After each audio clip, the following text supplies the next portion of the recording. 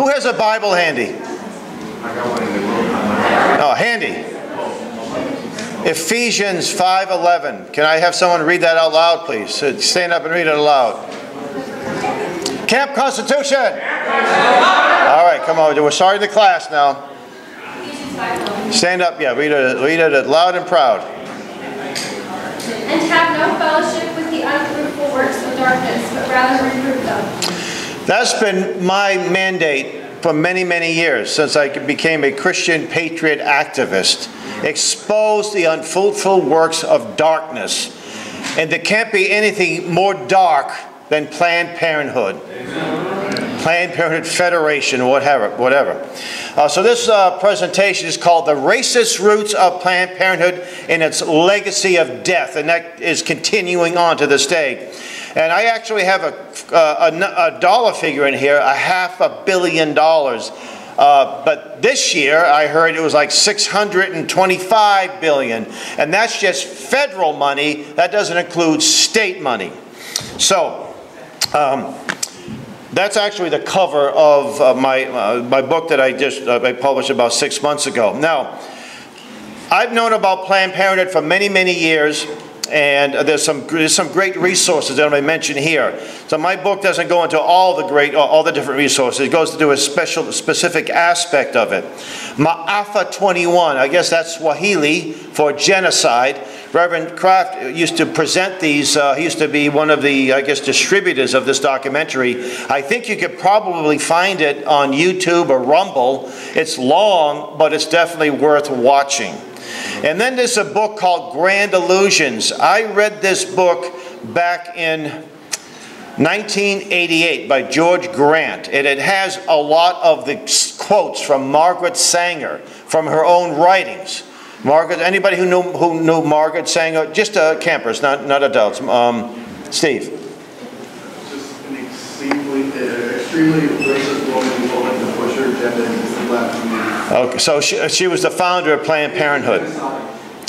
And now there's been several really good movies that came out to expose the murders industry, the abortion industry. We watched one yesterday that our friend Mrs. Wilkinson was in, called Unplanned, the Abby Johnson story.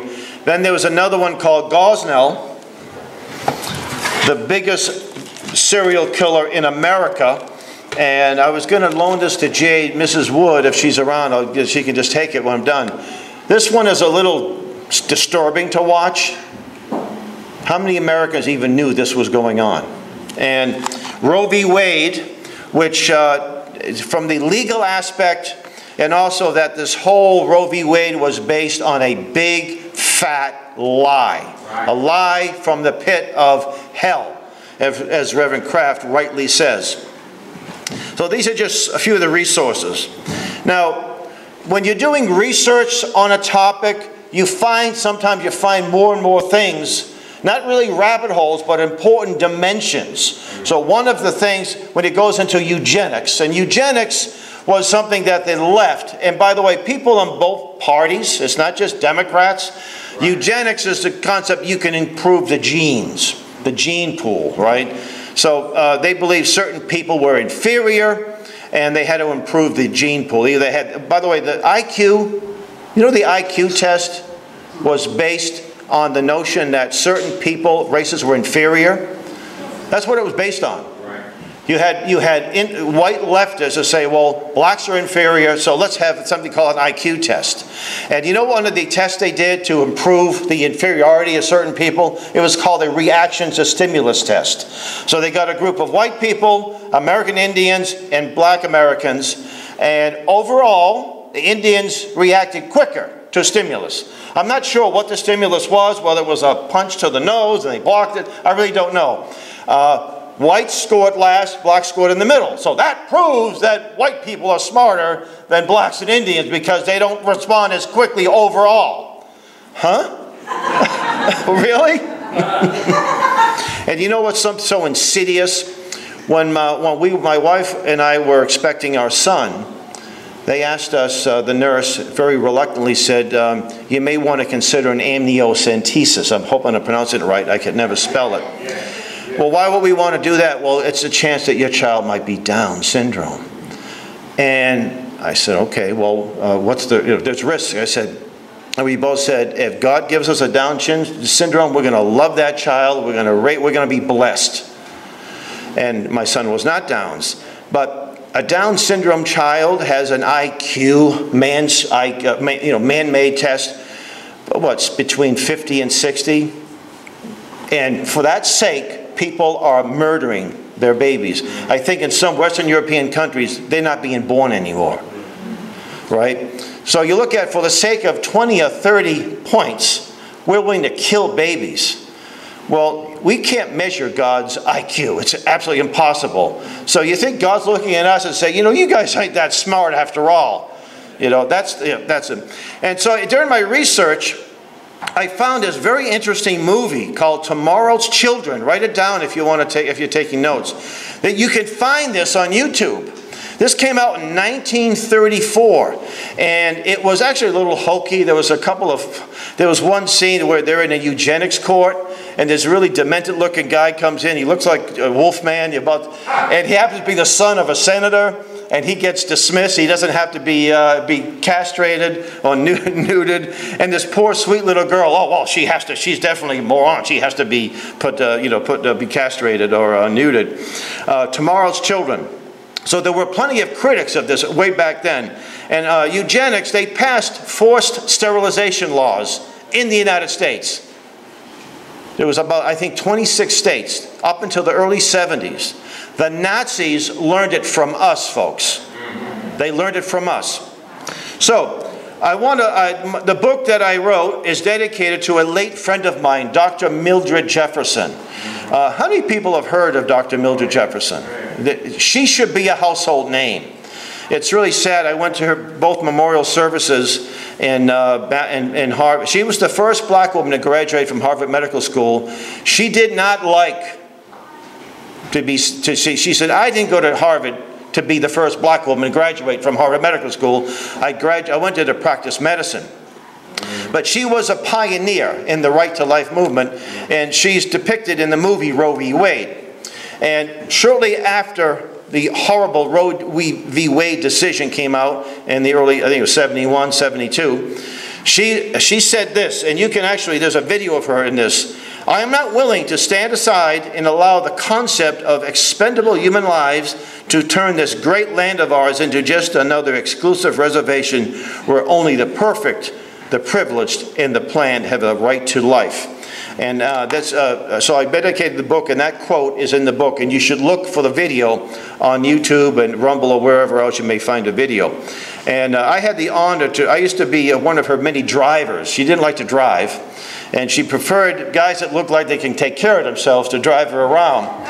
And she was quite a lady. She even laughed at my bad jokes, by the way. So she is a very diplomatic woman. And I believe that her last speaking engagement was at Camp Constitution in July of 2010 in Rindge, New Hampshire. She died the following October. I'm pretty sure that was the last time. Now, I was back in I guess it was 2008, 2009, somewhere around there. I was writing an article about Planned Parenthood for a newspaper, and I came across a letter that Margaret Sanger wrote that was dated December 10th, 1939. It was to this guy, Clarence Gamble, which I'll talk about. But the letter was very, very revealing. And the address of the letter, I noticed it was in about 2019 when I said, wait a minute, that address, that's Adams Street in Milton, Massachusetts. I know that neighborhood pretty well. I used to drive on Adams Street to go to work every day. I said, Clarence Gamble lived in that neighborhood. So Reverend Kraft at the time, in 2019, he was still living in New Jersey, and he was coming up to do some presentations. I said, Rev, let's go across the street from Gamble's house. You read the letter, and we'll make commentary on it. So that's what we did. This video was on our YouTube channel and our Rumble channel, and it was interesting. In the letter, and I'm not going to read the whole thing, she says this to Gamble. Now, Gamble, he's not as well known, but we've all heard of Procter & Gamble. How many people have heard of Procter & Gamble? He was the heir to his grandfather was the founder, one of the founders of Procter & Gamble. And his expertise was, of course, he was a eugenicist. He was a very anti-black and anti-anything but white. But he developed what he called spermicides, which were new at that time. These were due for birth control purposes. So she said this in her letter. And the letters, all these letters are in their entirety in the book. We don't want word to get out that we wish to exterminate the Negro population. And now her defenders say, well, you see, people misconstrue that. You see, if you read, I said, but if you read one of her writings, it was called The Pivot of Civilization. She advocated for the elimination of human weeds and for the sterilization and genetically inferior races. So I think they may be incorrect. But as Rev was reading the letter made reference to colored Negroes. And Rev, he said, "Halley, colored Negroes." And he said, "That must make you a white Negro."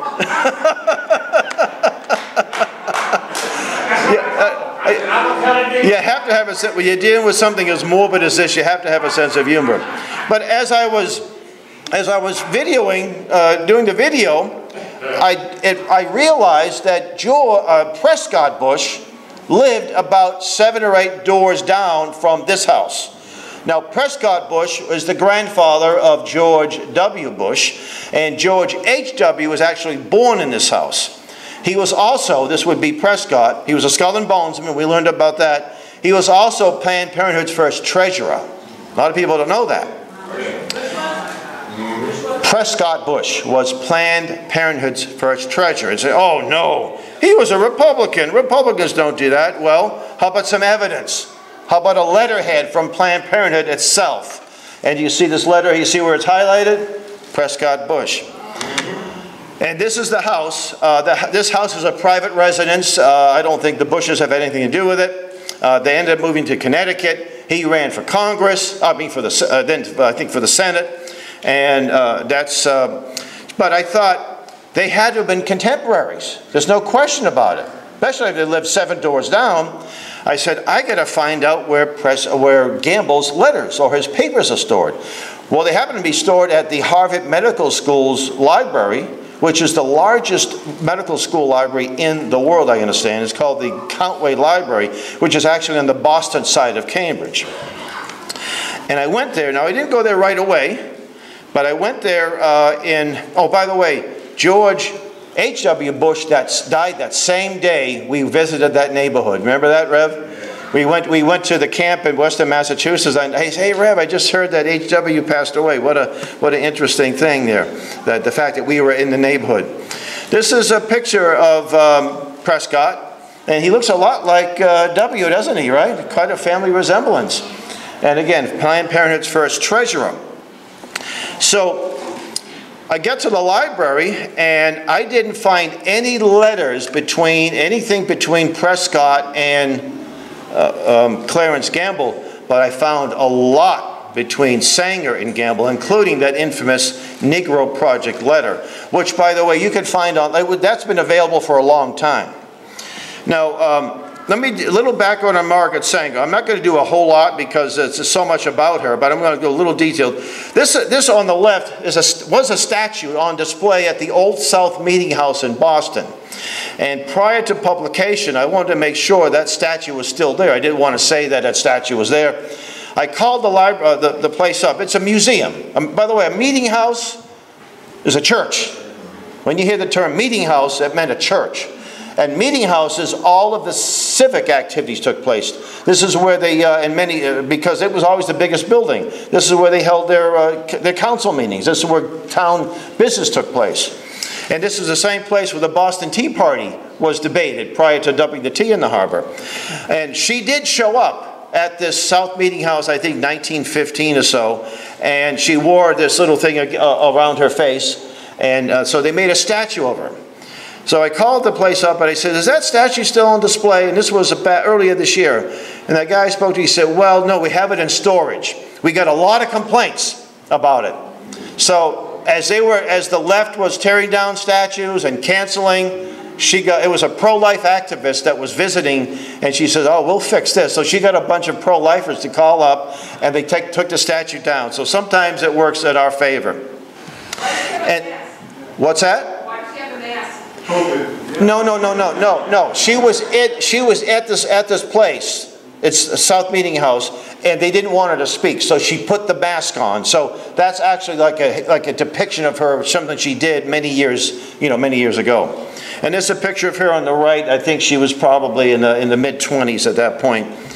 By the way, she was a sex degenerate. I can't go into some of the details here, but I forget who said earlier. What instructor said you kind of judge a person by the company they keep? I don't know who said it, but that's true.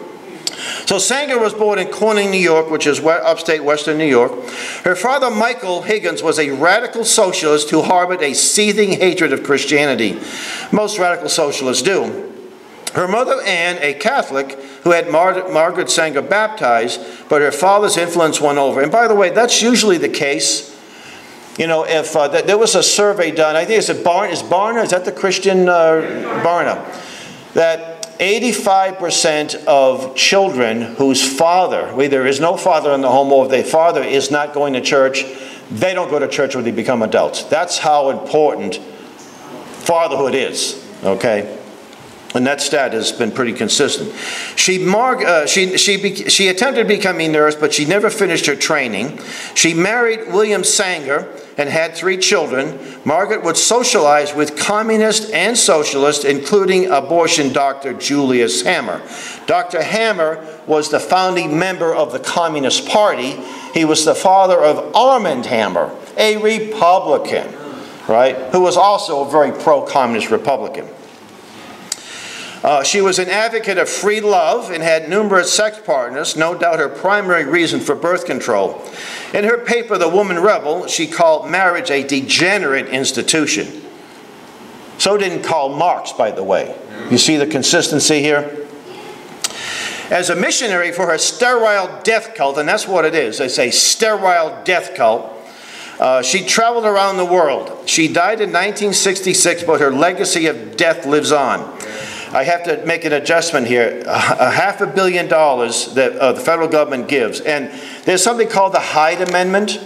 Henry Hyde, Illinois congressman back in the 70s, was able to get it passed. It was a law, an amendment to a bill, not an amendment to the Constitution, that federal funding cannot be used directly to kill babies.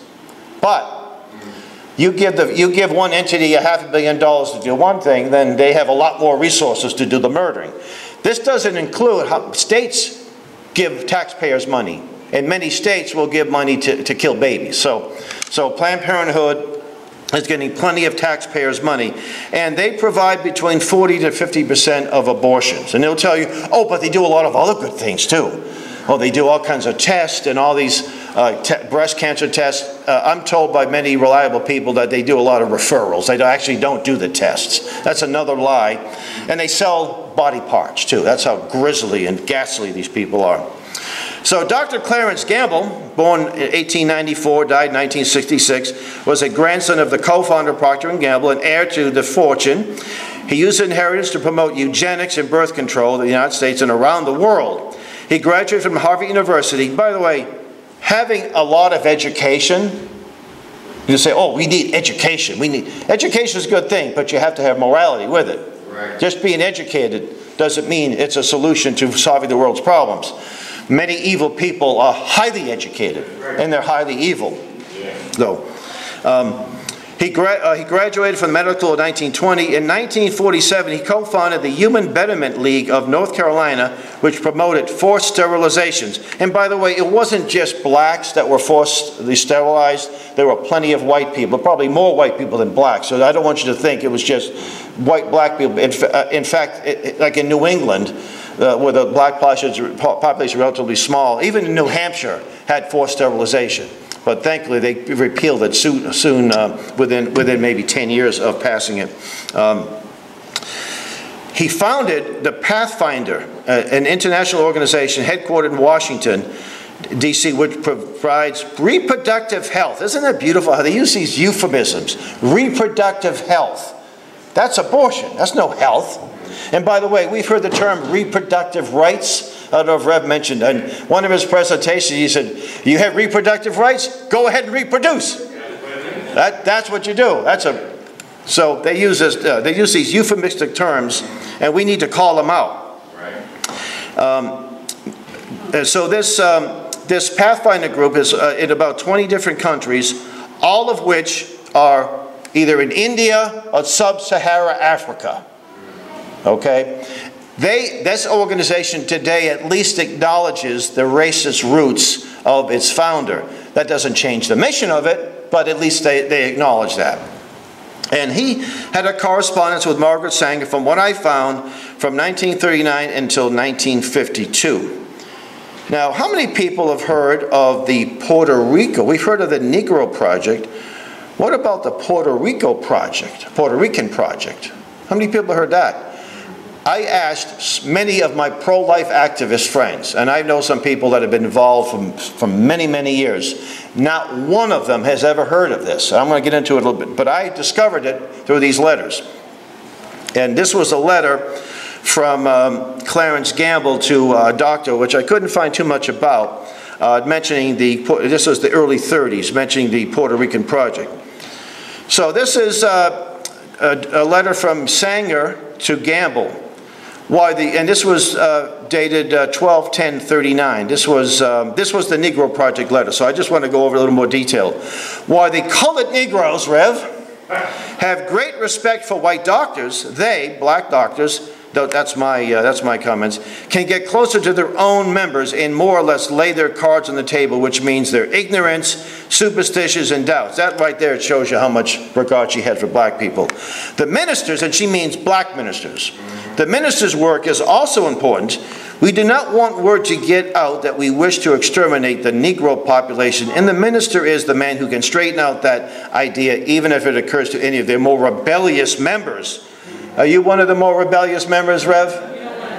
I think we got a lot of people in this room. Just add something to that. Like right now, what's going on in our nation, you have wicked black ministers in high places, for example, out of Georgia.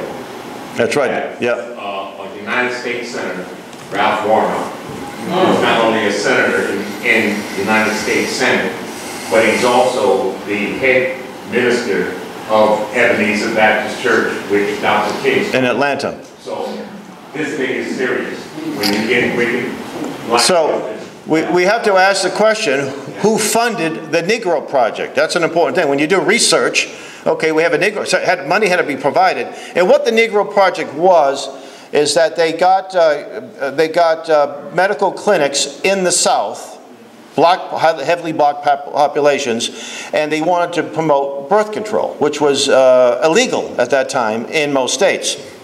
So Albert Lasker, now if you're in the advertisement world and you know the history of advertisement, you'd know about Albert Lasker. He was like, if there was a Hall of Fame for advertisers, he'd be like a Babe Ruth, or he'd be high up there, right?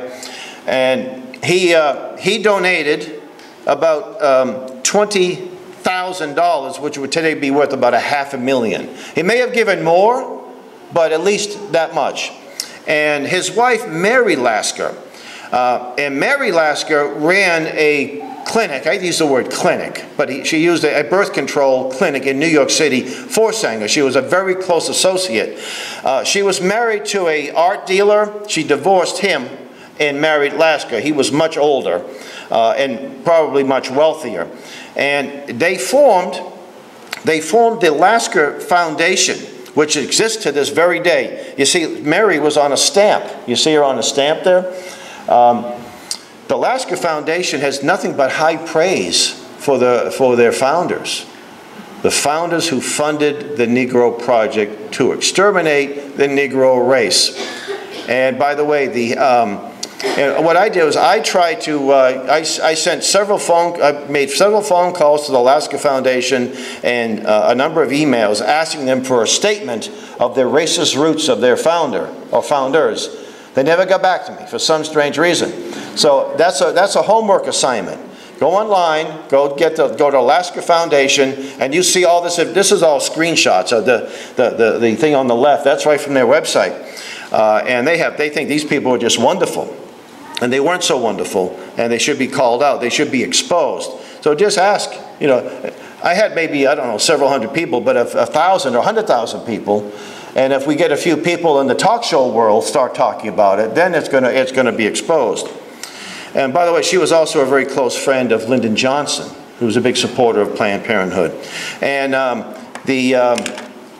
what's his name? The Institute of Health at the United States government, they have Lasker Foundation, they have Lasker grants. So they honor their reputation. So they talk about systemic racism. Well, let's call it out. Here it is right here. Oh, we don't want to talk about that. We don't want to mention it. So here's the guy. This is the couple that founded it. A letter, January 25th, 1940. First, we asked Dr. Siebels, and he was one of the doctors that ran some of these or started opening them up, what plan he would suggest for a colored demonstration. He said that Berkeley County in South Carolina, with a large Negro population, would work well for that. The Negroes would come flocking in. Mr. Lasker also approved of an urban project paying a colored physician to open a birth center, control center. It was in Tennessee. That's where now this lovely lady, Lydia Allen DeFilbus, she ran a so-called clinic in Florida, and she was involved in forced sterilizations of black women. In this letter she sent to Mrs. Sanger, she said, our Negro birth rate is too high. Where does she get the right to determine what a birth rate is of any people? Do you see the evil and arrogance of these people? And she thought she was probably doing the world a favor by sterilizing these poor people. Evil. She also wrote for Sanger's Birth Control Review. She was against using the blood of black donors for whites in performed surgical abortion. So that's kind of creepy, isn't it? She would have been a good Soviet. She would have been a great concentration camp guard. I tell you that. There we go. Okay. Now, for the last 100+ years, of anything evil in the United States that needed funding was most likely funded by the Rockefeller, either the Rockefeller Brothers or the Rockefeller Foundation. But Big Oil started the environmental movement. It was all about control, right?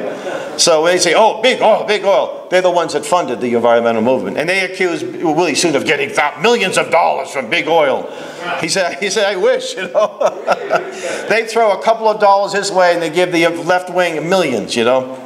So Sanger wrote to Rockefeller, I think the date was 1950 to 51. Now what happened a few years prior to this? World War II. 65 or so million people in Western Europe, Japan, United States died. And they're still talking about population control. And so here she's laying out the plan to have the Rockefellers fund International Planned Parenthood. And these are just some of the things. To bring about the universal acceptance of Planned Parenthood, eugenic implications, methods of contraception, sterility, and so forth and so on. Now again, this is source documents. This is stuff that I found, and I took pictures of them. I wasn't allowed to photocopy. And because you're taking pictures of old typewritten letters that they were hard to read, had to be transcribed. And a lot of the characters mentioned in the letters weren't that well known, so I had to do a lot of research, and that stuff is in the book itself. Now this is what I think the most evilest letter of all. July 9th, 1952. She's lamenting to Clarence, I'm not getting much done. She says, it is difficult for me, my dear Clarence, to review the history of accomplishments, for certainly when I see the schoolyards all over the country filled with roaring, shrieking children, I am not sure I've accomplished a thing. Imagine that. You know, when I hear children playing and laughing, that to me is joyful sound. Sometimes, you know, it's a little loud. Okay, you got to be quiet so we can finish the class. But that's a joyful sound. To them, it was an evil sound. I said, sterile death cult. That's evidence of a sterile death cult. He never wrote back and said, hey lady, you're a little wacky. I'm thinking I'm cutting off from you. He never did that. Now, she makes reference to George Bernard Shaw. She said, Shaw said that if birth control could become a practical reality, it would change the history of the world.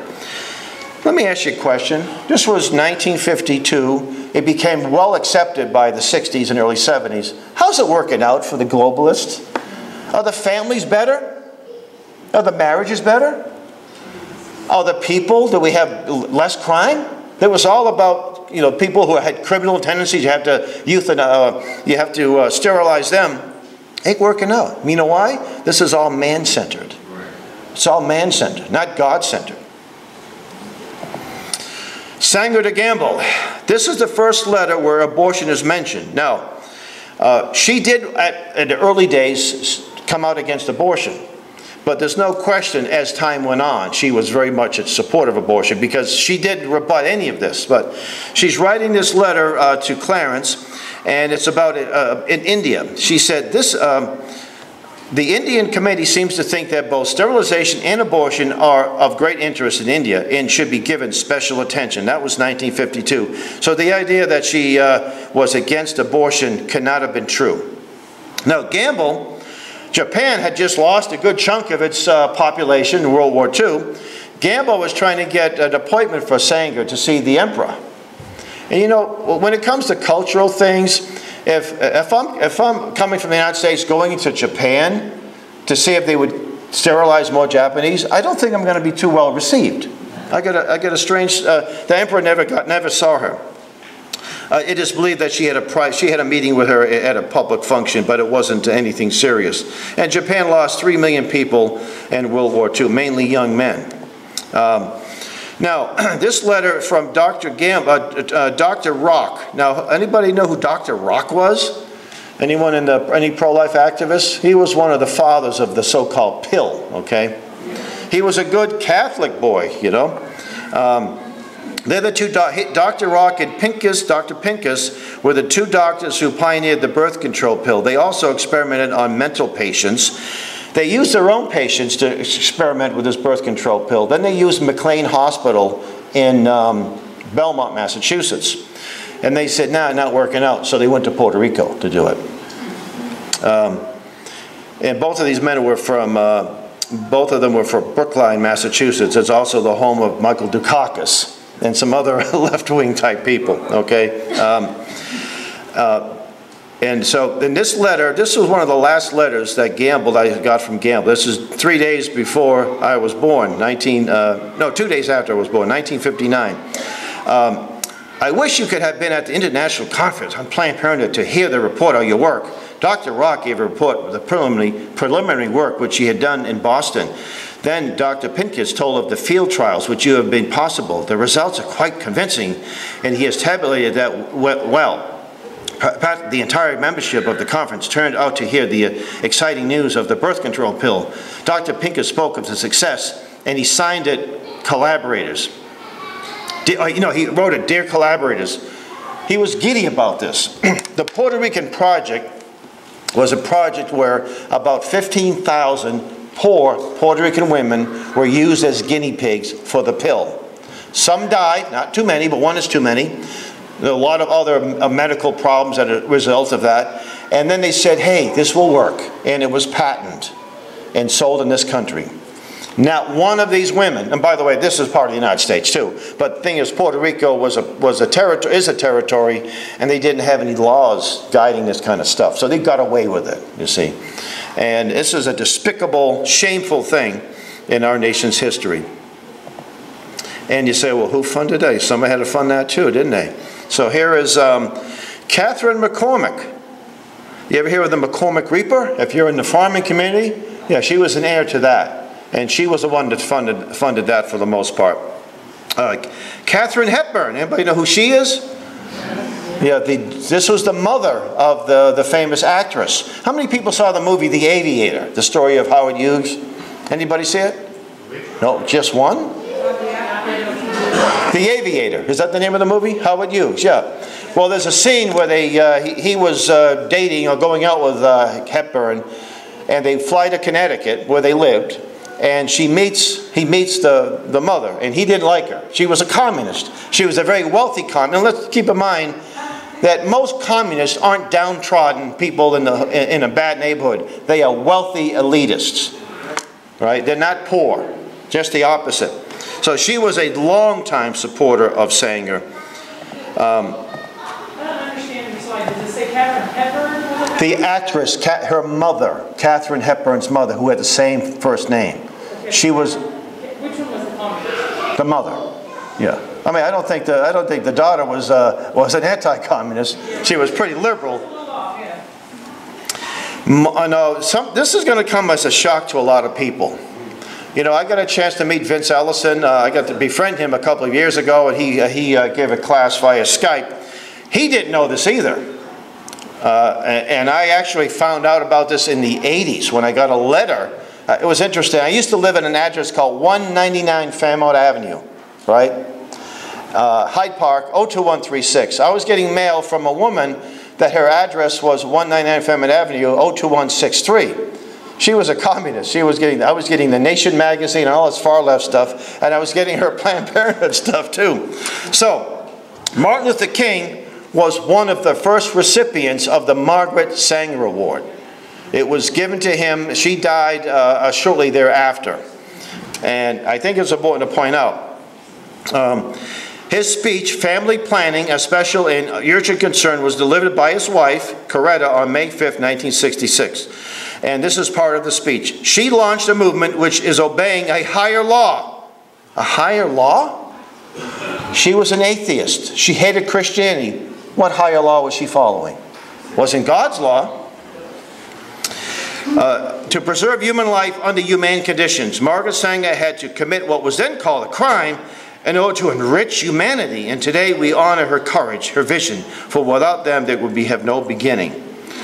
And he said, the Negro constitutes half the poor of the nation. Like all poor, Negro and white, they have many unwanted children. This is a cruel evil.